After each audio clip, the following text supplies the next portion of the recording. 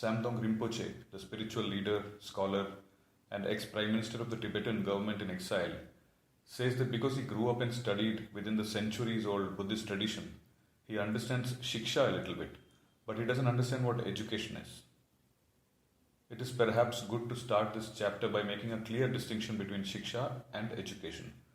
Education, as it is currently set up all over the world, is focused on an accumulation of facts, information, ideas, and perhaps some skills to ensure that we earn money for survival in the world. Shiksha, on the other hand, is related to seeking the highest knowledge for the liberation from ignorance and achieving true happiness. Thinking a little bit about it will also help us make another important distinction.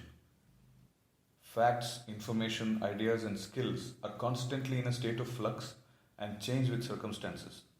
What we are calling knowledge in relation to Shiksha is based on the eternal and all-pervading truth, the Sanatan, and it is the same for all human beings for all time.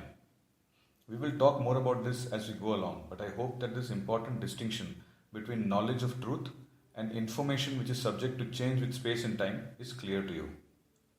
With that as background, let us talk about Asli Shiksha. The goal of Asli Shiksha is Swatantrata and Sahajta. Let me define these words clearly so that you have no confusion about what I mean by them. Swatantrata is to live in tune with the Tantra, the natural order or system of the Swa, the self. That is to live in tune with the natural order of things. And Sahajta is the ability to be completely comfortable in one's own skin.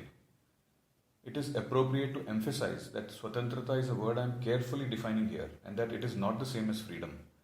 Freedom, as we understand it today, points to the right to do and behave as one pleases, subject only to the law of the land.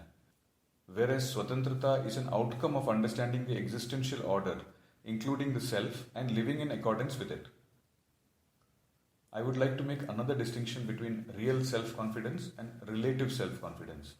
We can translate the two words into Hindi as Nirapeksh Atmavishwas and Sapeksh Atmavishwas. Real self-confidence comes from understanding of the truth and is stable, whereas relative self-confidence is unstable and is based on comparison with the other. Let me illustrate this with an example. Suppose I am the best student of English in a school and I am the teacher's favorite. Everyone praises my command over the English language and I am bursting with confidence. Then one day I meet a boy from another school and he has read more books than me and his command over English is better than mine. Suddenly my confidence is shaken. This type of confidence is what I am calling Sapeksh Atmavishwas or relative self-confidence. Looking carefully at the example, we can see that Sapeksh Atmavishwas is based on comparison and therefore has no firm grounding. Modern education instills the habit to constantly compare with the other, leading to a tendency to impress the other or becoming prone to being impressed by the other. Nirapeksh Atmavishwas is not based on comparison but on understanding. In the example of my being the best student of English in the class, it is not what others say that makes me confident about my English, but my knowledge of my shortcomings and my strengths.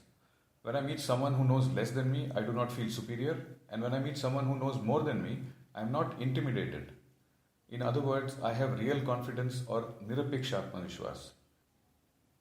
Modern education is entirely focused on Sapeksh Atmavishwas and has no knowledge of Nirapeksh Atmavishwas.